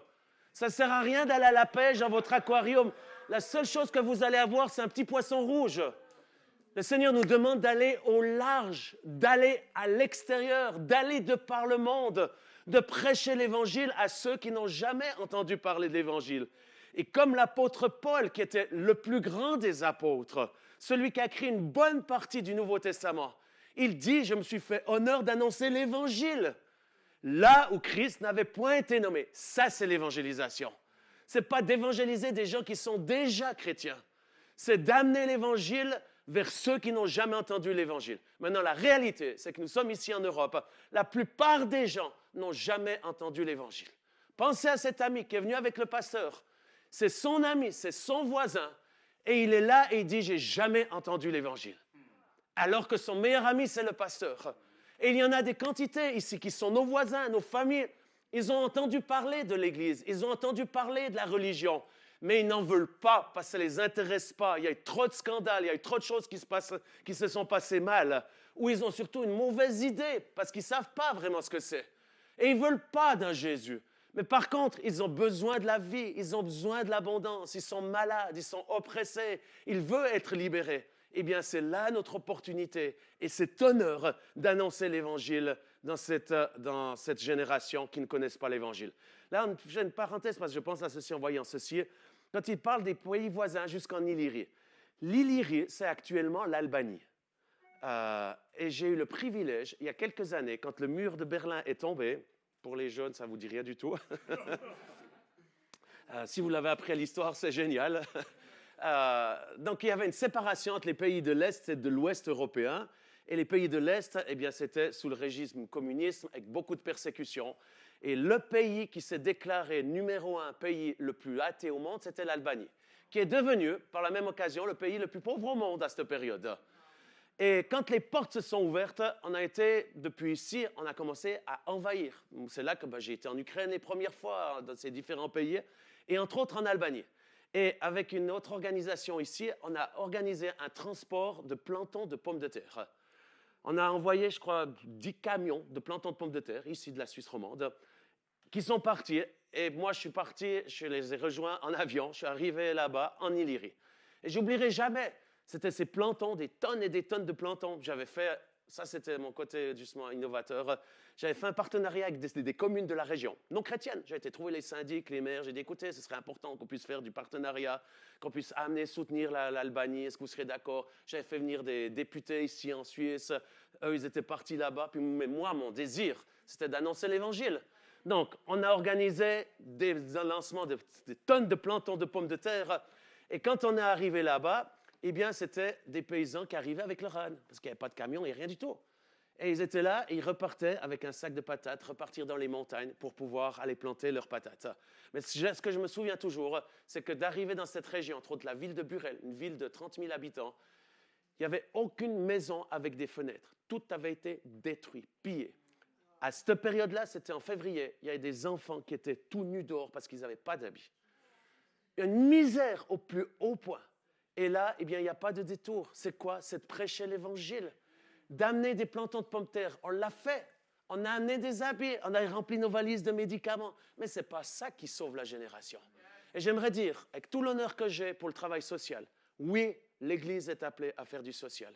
J'honore les gens qui sont en bas, qui s'occupent de la banque alimentaire. Quel magnifique témoignage. Mais ce n'est pas en donnant une salade que les gens vont être sauvés. Même en donnant une bouteille de vin ou une bouteille ou une boîte de chocolat, ils iront droit en enfer avec la boîte de chocolat. Donc, donnons une boîte de chocolat, mais prêchons l'Évangile. Et c'est ce que nous avons fait là en Illyrie. J'oublierai jamais ceci. Ils n'avaient jamais entendu l'Évangile. Les gens, pendant 70 ans, 70 ans, jamais de jamais, ils ont entendu l'Évangile. On leur a toujours dit que Dieu n'existait pas. Ils étaient dans un pays athée, le plus athée. Et quand on commençait à dire, à prêcher l'Évangile, ils disaient, c'est incroyable. Mais vous savez, la première des choses qu'ils demandaient, ils disaient, j'aimerais bien que ça soit démontré.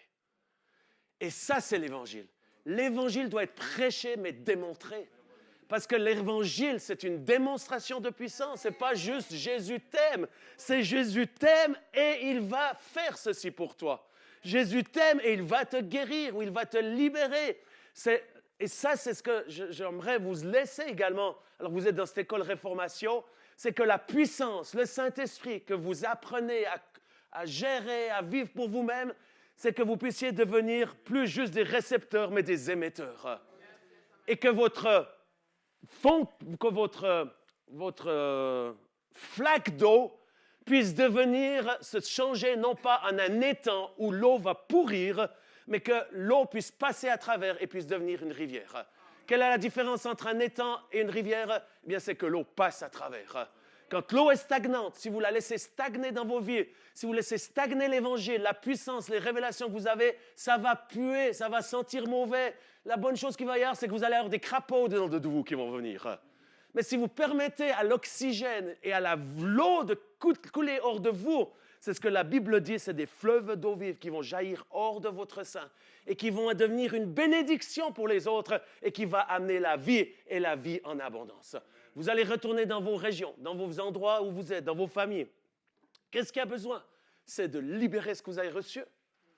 Avec une fleur, en étant poli, en souriant, en étant bien habillé, en ayant mis du parfum pour ne pas sentir mauvais, en étant des bons ambassadeurs, mais avec un mandat qui est celui d'accomplir cette grande mission que Jésus nous a laissée.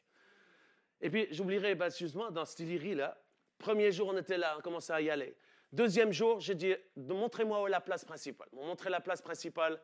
On a trouvé une petite sonore et j'ai commencé à prêcher l'Évangile. Et la foule a commencé à venir, 100, 200, 1000 personnes, 2000 personnes. J'ai dit, demain soir, rendez-vous. La foule était encore plus grande. Ce que je ne savais pas, c'est qu'on était au plein Ramadan. Et puis les musulmans, ils étaient là. Je vous promets, au début, c'était les pétrodollars qui étaient là. Ils étaient en train d'envahir l'endroit. Les gens crevaient de la dalle, mais ils construisaient des mosquées partout et ils distribuaient des Corans partout. Et là, deuxième soir, des milliers de personnes. Je prêche l'Évangile, on n'avait pas les moyens d'avoir fait une grande campagne. On a fait au plus simple. Faites simple. C'est un principe, débutez petit. Dieu va faire grandir. Mettez-vous en mouvement, allez défricher. Et puis là, eh bien, la foule, elle est là. Et tout d'un coup, eh bien, les musulmans, ils arrivent avec des matraques, avec des fusils. Et c'est le riot, je ne sais pas comment on dit ça, l'émeute, c'est l'émeute. La police, elle est là, elle essaie de nous séparer et nous escorte pour retourner dans on n'était même pas dans un hôtel, il n'y avait pas d'hôtel dans cette période-là. Donc, ils nous amènent dans la maison, c'est un espèce d'immeuble au 3e étage. Et vous savez qu'est-ce qui se passe? C'est que les milliers de personnes, ils commencent à me suivre. Pourquoi? Parce qu'ils avaient vu que Dieu pouvait les guérir et les toucher. Et pendant des heures, j'étais protégé par la police dans l'appartement où on logeait. Et je prenais un musulman après un autre musulman qui était touché, guéri. Et c'est là, un à un, où la puissance de Dieu s'est manifestée. Et tout d'un coup, c'était le maire du village, 30 000 personnes. Il arrive, il pleure, il dit, moi j'aimerais aussi donner ma vie à Jésus. Et il pleure, et il me dit, mais j'ai ma fille qui est gravement malade. J'ai dit, aujourd'hui est le jour du salut, pour votre âme, mais pour votre famille aussi. Et je prie pour lui, je ne m'oublierai jamais, on se met à genoux. J'avais les mains. Quand j'avais terminé, ce n'était pas que lui, mais je priais pour des centaines de personnes. J'ai terminé, j'avais les mains remplies de poux. Ça groguillait tout le côté. C'était là, Mais ça, c'est l'Évangile. C'est d'aller là où les gens sont et de ne pas avoir peur et de prier pour eux, d'exercer la compassion. Et après, vous lavez les mains, ce n'est pas un souci. Et puis, ce maire, ce syndic de la ville, s'est donné à Jésus-Christ. Le lendemain, il dit, est-ce que vous pouvez venir boire un café chez moi? Je me souviens toujours, c'est les Actes des Apôtres. J'arrive dans sa mairie, on s'assied. La première question que j'y pose, c'est « Comment va ton âme ?» C'est la première question. Ça m'est sorti naturellement. Je n'ai même pas dit « Comment va ton âme ?» Il me dit « Je me sens tellement léger. » Et puis en même occasion, j'aimerais te remercier. Ma fille qui était dans le lit depuis des mois, elle a été entièrement guérie. Démontrons la puissance de Dieu, manifestons la puissance de Dieu. Allez, encore un petit témoignage si vous avez lu mon livre, vous avez sûrement lu ceci. Je me retrouve en Côte d'Ivoire. Et puis ceci, c'est pas juste un pays, c'est au fait partout ces choses sont en train de se passer. Surtout aujourd'hui en Europe. Aujourd'hui, je pense que l'Europe, c'est vraiment le champ missionnaire le plus ouvert. C'est vraiment prêt, c'est vraiment mûr. Donc, je fais mes campagnes de guérison, je rentre à l'hôtel, je suis bien fatigué, je repars, je refais. La nuit, je suis heureux d'aller dormir et au milieu de la nuit, il y a des bandits qui arrivent dans cet hôtel. Un bruit, c'est des jeunes qui saccagent tout. J'ai une seule chose envie, c'est pas d'envoyer le feu, c'est d'envoyer le feu d'Élie qui va les maudire pour qu'ils disparaissent à tout jamais. Je ne l'ai pas fait, mais juste, ils m'ont perturbé la nuit. Lendemain matin, je repars, je vais à la Réunion, je vois des guérisons. J'oublierai jamais un neveu qui était là, sourd d'oreille de naissance. Il l'entend pour la première fois. Je reviens pour me reposer entre les réunions. Besoin de me reposer, je suis un humain, je ne suis pas une machine. J'ai besoin juste de m'arrêter. Donc, je me douche, je me couche sur mon lit, et le Seigneur me dit, va dehors, va à l'entrée de l'hôtel. Je dis, mais Seigneur, j'ai besoin d'être en forme pour ce soir. Comment je vais prêcher l'Évangile? J'ai besoin de force. Il me dit, je te demande de t'habiller et tu vas à l'entrée. Alors, j'obéis, je sors, instantanément, je n'ai pas négocié, j'ai directement pris mes habits, je sors et j'arrive à l'entrée, et c'est ces jeunes qui sont arrivés durant la nuit. Un groupe de Rasta qui était là, et puis qui était en train de faire la fête dehors, et puis qui était en train de discuter. Et puis, je discute avec eux. C'est ça, être juste naturel. Ce n'est pas juste chalakama et puis des machins. C'est juste de connecter. Et si vous avez parlé le français, c'est Dieu soit loué. Vous avez plein de francophones qui attendent que vous parlez de Jésus. Si vous ne parlez pas le français, que vous parlez l'espagnol, allez trouver des Espagnols, prêchez l'Évangile en espagnol. Et puis, si vous parlez, c'est qui a donné le témoignage, qui parlait en langue? C'est Dario. Dario. Qui vous ne connaissez pas la langue d'un autre pays, parlez en langue, faites quelque chose, prêchez l'Évangile et vous verrez que ça marchera.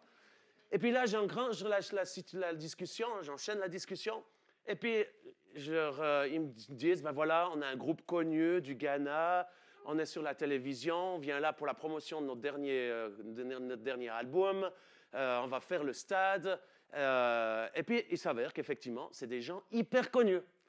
Et puis moi, je suis là, le petit missionnaire. Je dis, moi, je suis ici parce qu'il me pose la question. Je dis, je suis ici parce que je guéris les malades au nom de Jésus. Jésus est vivant, il est extraordinaire. Et puis la bonne nouvelle, c'est qu'il veut aussi vous toucher. Tournez toujours l'évangile, pas juste pour vous, c'est de dire qu'est-ce qu'il est pour eux.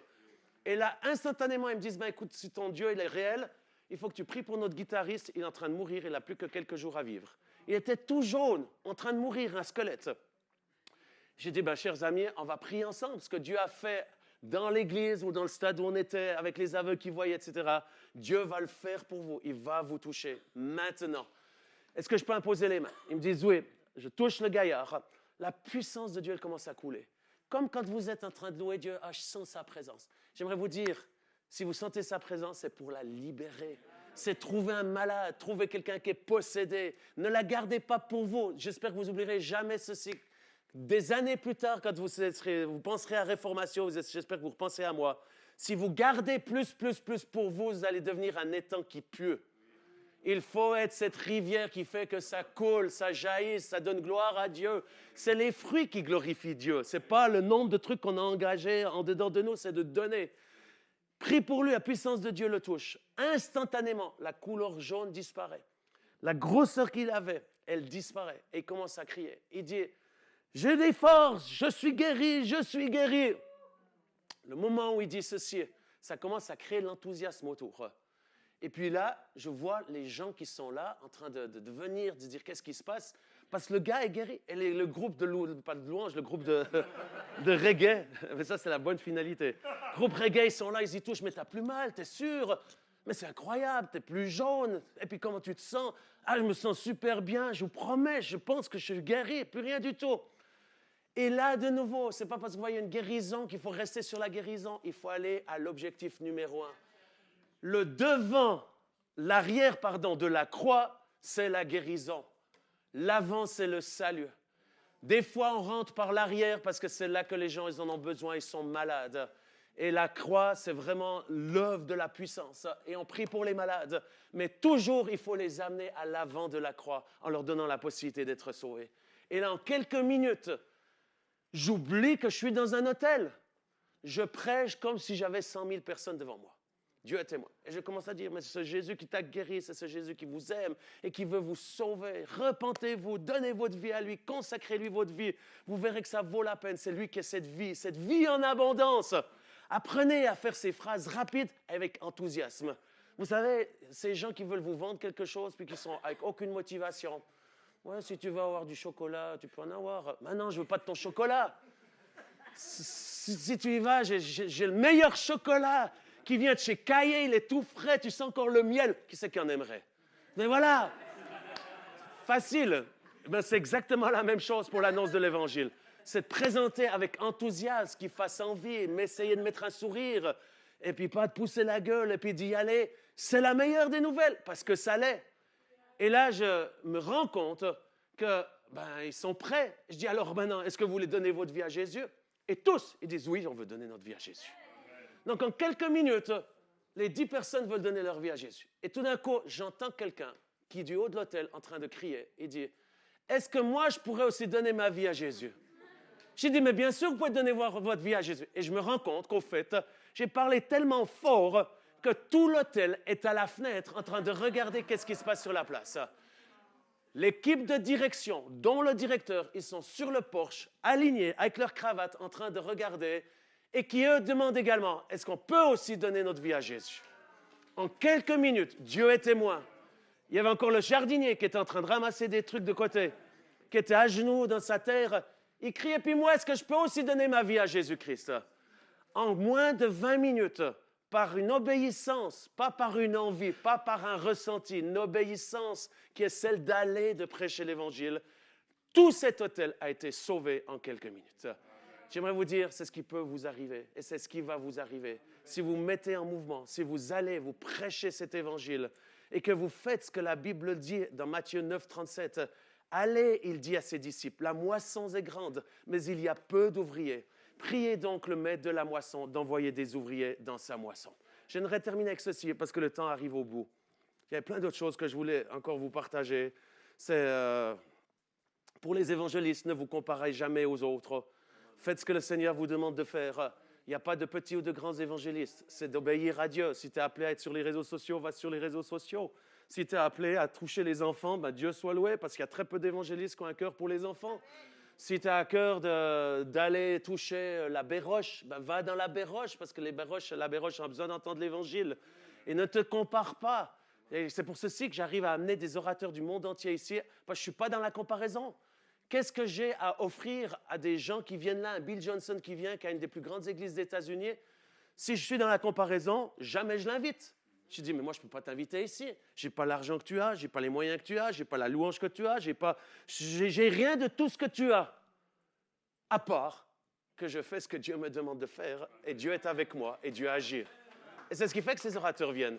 Quand je leur dis, écoutez, Dieu est à l'œuvre, c'est un crouille petit village au milieu de nulle part. Je ne sais pas pourquoi, mais il y a quelque chose qui se passe. Dieu est à l'œuvre. On a plein de défis, on a plein de challenges. Rien n'est parfait. Et on essaie d'apprendre. Mais une chose est sûre, c'est que Dieu est là. Et puis je t'invite à venir nous donner du soutien. Et ils viennent. Pourquoi? Parce qu'il n'y a pas de compétition. Il n'y a pas de comparaison. Je ne suis pas dans la comparaison. Je n'ai jamais été dans la comparaison. Quand je me suis tenu avec Reinhard Bonnke, qui était mon père spirituel, évidemment, pour lui, c'était mon papa, mais je n'ai jamais eu de problème à l'inviter, à venir à Lausanne, de venir ici. Et il est venu. La première fois que je l'ai invité, c'était à Vevey. Il est venu. Pourquoi? Parce que, voilà, j'ai une foi, j'ai une conviction et je ne suis pas dans cette comparaison. Le point que je vous ai donné aussi, c'est de défricher des nouveaux champs. Ça, je vous encourage. Annoncer l'Évangile avec foi. Bon, il y a plein d'autres choses que je voulais partager, mais je terminerai avec ceci. Quand on lit dans Marc 16, si on revient juste, si vous pouvez rouvrir ce passage de Marc 16, et c'est là-dessus que je terminerai sur du pratique. Marc 16, il est dit « Allez dans le monde entier et prêchez la bonne nouvelle à tout le monde ». En anglais, le mot c'est « Go into the whole world and preach the gospel to everyone ». Everyone veut dire tout le monde. C'est un seul mot en anglais, « everyone ». Et là, depuis un certain temps, le Seigneur a parlé à de nombreuses organisations à travers le monde que nous sommes probablement dans le dernier tour où il y a eu, vous savez, ces courses de relais. C'est les courses de relais. Où chacun, il porte le bâton du relais pour courir, et puis il court, et puis ensuite c'est un autre qui prend, puis il court, et puis c'est ensemble qui gagne. Eh bien, l'impression est la suivante, c'est qu'on est probablement dans le dernier run. C'est qu'il y a eu des gens qui ont couru avant nous, et on les honore, et sont dans cette nuée de témoins. Aujourd'hui, c'est probablement nous, la dernière génération, qui sommes appelés à prendre ce relais et à courir la dernière course. Est-ce que ça va être une course facile? Non. Beaucoup d'embûches, beaucoup d'opposition, beaucoup de résistance. L'ennemi va tout faire pour que cette victoire finale s'accomplisse. Il va y avoir une persécution, une résistance, mais en même temps, ça vaut la peine. Lisez les évangiles. Je n'ai pas le temps de le partager. La parole nous parle de ceci, de courir avec persévérance, avec endurance, avec patience, courir ce chemin de la foi. Et dans ce courir, eh bien, c'est entre autres d'accomplir cette bonne nouvelle, d'accomplir cette mission que Jésus nous a donnée, d'aller de par le monde et de prêcher la bonne nouvelle dans le monde entier. Aujourd'hui, j'aimerais vous inviter à que vous puissiez pratiquement y répondre en disant « Oui, merci Seigneur, tu m'as envoyé ici dans cette magnifique école. » Mais c'est plus que ceci. Aujourd'hui, j'aimerais vous challenger à répondre à Marc 16 en disant « Oui Seigneur, je veux me mettre à disposition pour gagner chacun. » Alors, concrètement, qu'est-ce qui se passe aujourd'hui? Première des choses, pour ceux qui sont de l'Europe, je crois que tout le monde est de l'Europe, majorité. Pardon? Tout le monde est de l'Europe, vous vivez en Europe. Il y a quelques années de ceci, le Seigneur a vraiment mis sur notre cœur, alors que les choses bougeaient, c'est de rassembler les dénominations, les différentes œuvres, les églises, pour travailler ensemble dans l'unité, dans la complémentarité ministérielle, d'appel, différence au niveau de l'expression de la foi, mais de se mettre ensemble pour accomplir Marc 16, à savoir d'annoncer l'Évangile de par le monde. Les choses se sont accélérées et aujourd'hui, c'est plus juste en Europe, c'est à travers le monde. Il y a des organisations du monde entier, des gens connus ou moins connus, qui ont reçu quelque chose de très spécial du Seigneur. Pourquoi 2033? Il y a certaines raisons. 2033, on va fêter les 2000 ans de la résurrection de Jésus-Christ, les 2000 ans du début de l'Église. Donc, il y a plusieurs choses qu'on va fêter en 2033. Mais beaucoup, sans se connaître auparavant, ils ont reçu que 2033 était une sorte d'échéance où nous avons un certain temps, 10 ans à peu près, pour pouvoir terminer cette mission de Marc 16. Qu'est-ce que ça veut dire? C'est qu'on a 10 ans dans le monde entier pour s'assurer que chaque personne sur cette terre puisse entendre l'Évangile.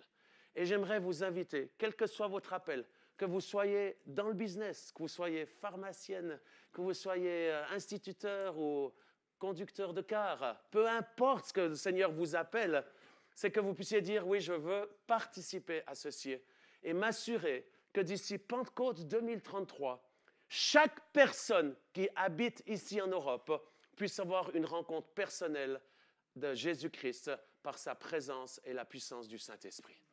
Qu'est-ce que ça veut dire? Ça ne veut pas dire que tout le monde va dire oui à Jésus, mais ça veut dire que tout le monde aura entendu l'Évangile.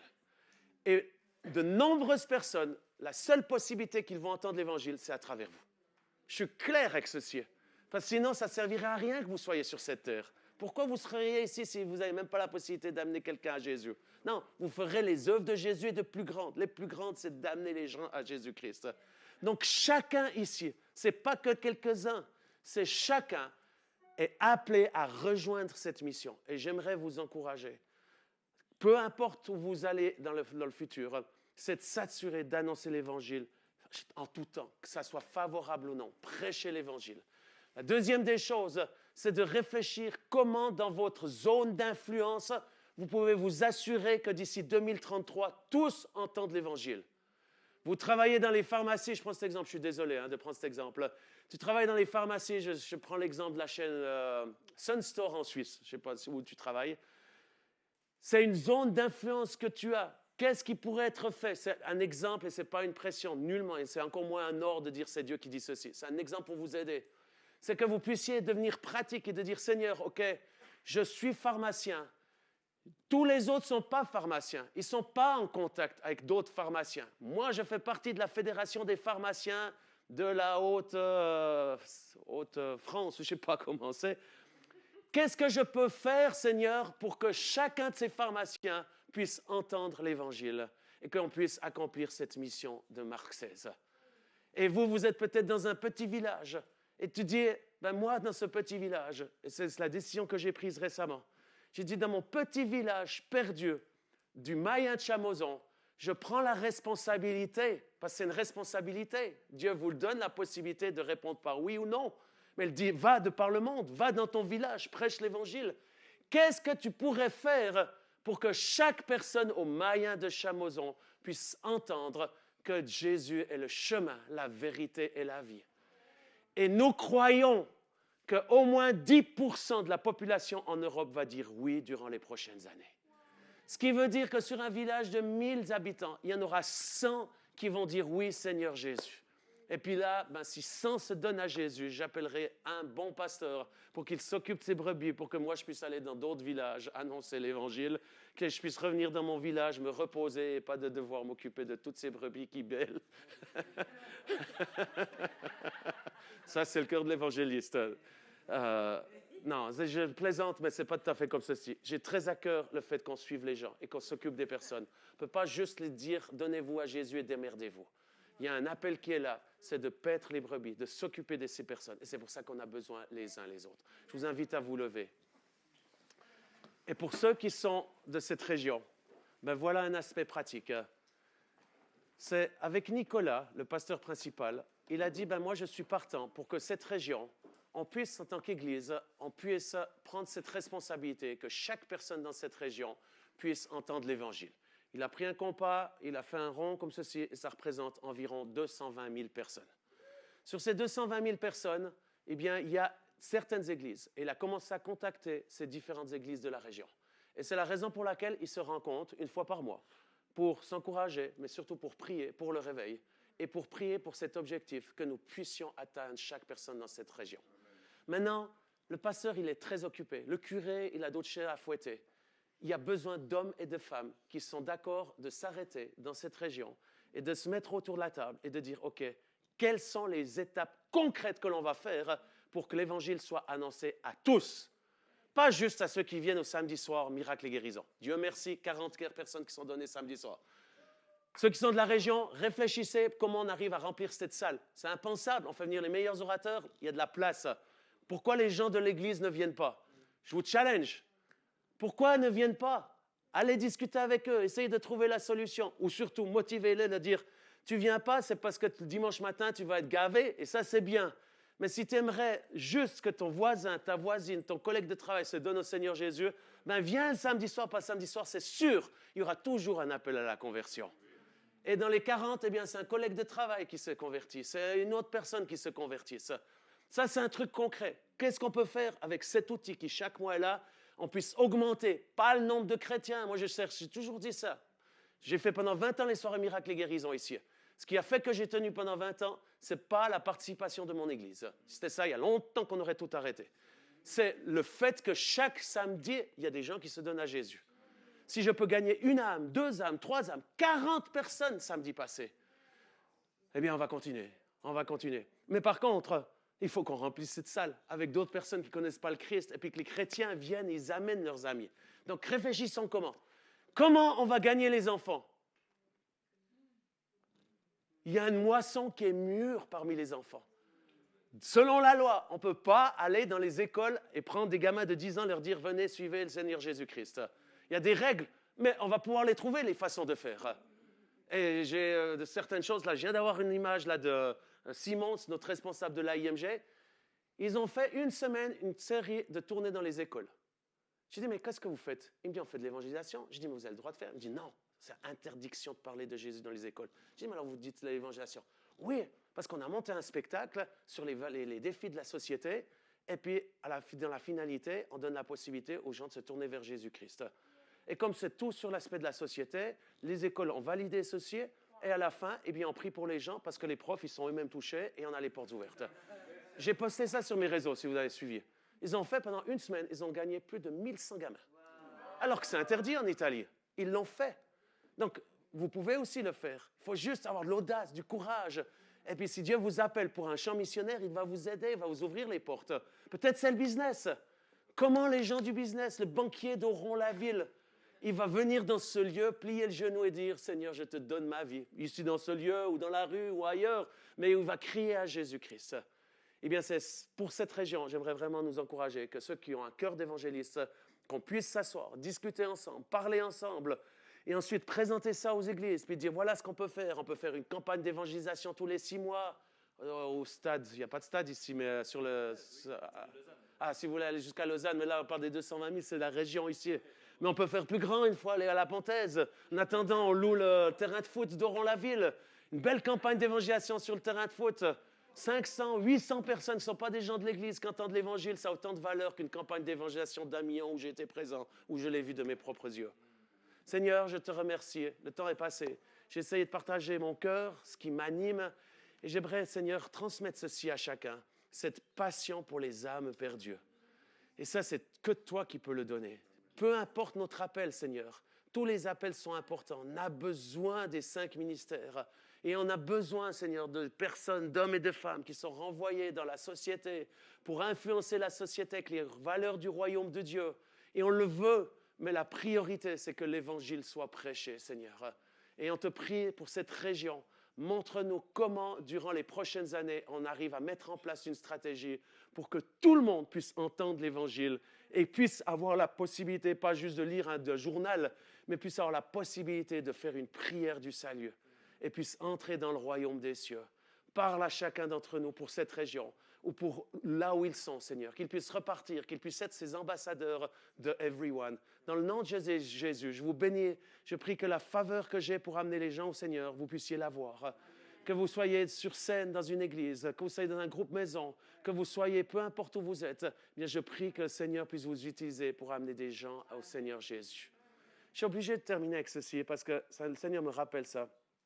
Quand j'ai débuté le Gospel Center à Lausanne, j'étais dans cette église. Une magnifique chose se passait. L'église grandissait. J'ai trouvé Werner, qui était un pasteur à cette période-là, qui est toujours le papa de la maison.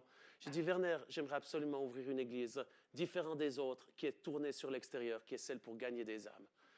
Et longue histoire courte, il m'a donné le feu vert. C'est là qu'on a trouvé le mot Gospel Center. Le mot Gospel Center vient de là, au fait. C'est que moi, je voulais l'appeler autrement. Certains voulaient les appeler autrement. Je me souviens toujours, à la cuisine là-bas, j'étais à genoux, de l'autre côté. Et tout d'un coup, le Seigneur me dit, mais crée un centre pour la bonne nouvelle. C'est la bonne nouvelle que cette génération a besoin. Et c'est là que je me suis levé, j'ai dit, Werner, je crois que j'ai le nom, Gospel Center, le centre de l'Évangile, le centre de la bonne nouvelle.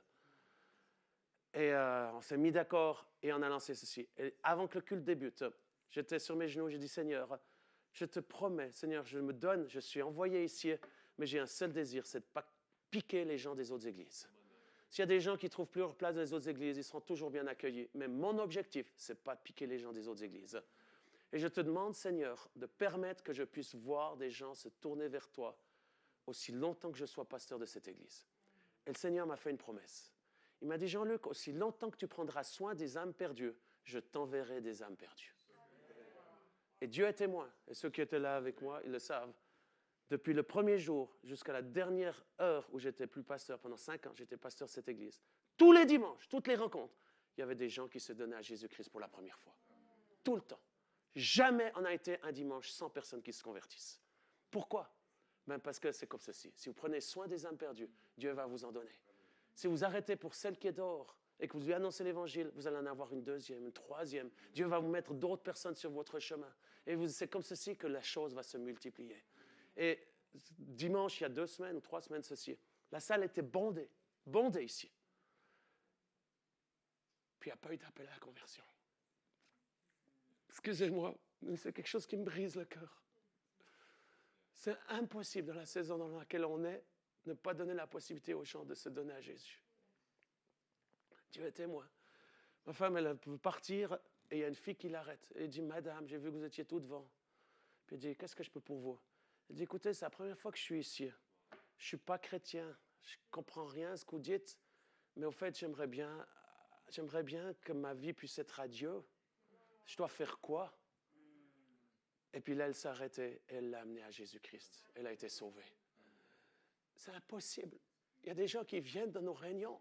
On est prêt à louer des heures, prêt à passer du temps, à jouer, à aller boire des cafés. Puis de ne pas s'arrêter, donner la possibilité à une âme, une jeune fille qui est là, qui ne sait pas comment elle est arrivée, qui ne connaissait rien de l'Évangile. Ma femme, elle m'a dit, elle ne connaissait rien de l'Évangile. Et elle ne savait juste pas ce qu'elle devait faire. Ben, heureusement qu'elle a eu le courage d'arrêter mon épouse et que mon épouse a pu l'amener à hériter le royaume des cieux. Seigneur, je te prie pour cette dernière illustration, tu puisses toucher nos cœurs, que ça ne soit pas une obligation, un de ces trucs pesants qui est là, on n'a pas envie d'aller dans les rues, mais que ça devienne un style de vie. Nous avons du plaisir à aller dans les rues, à prêcher l'Évangile à nos collègues de travail, à nos familles. Dans le nom de Jésus, je te prie, Seigneur, que la promesse que tu m'as faite, tu puisses le faire pour chacun. Aussi longtemps qu'ils prendront soin des âmes perdues, tu vas leur confier des âmes perdues et ils auront la plus grande joie. Et je vous dis, les amis, c'est la plus grande joie. Moi, j'aime prier pour les malades. J'aime vous amener dans la présence de Dieu. J'aime l'onction de Dieu. Mais la chose la plus précieuse, et vous verrez quand vous commencez à le faire, c'est que vous puissiez prendre la main d'une âme perdue qui ne connaît pas Jésus, qui vous la sortez du chemin d'aller en enfer. Parce que s'il ne fait pas ça, il va en enfer. Et c'est de l'amener au pied de la croix et de l'amener à confesser ses péchés. Et par l'Esprit de Dieu, de la voir naître de nouveau. C'est la plus belle des choses. Je vous promets, il n'y a pas plus beau que ceci. Que Dieu vous bénisse. Merci.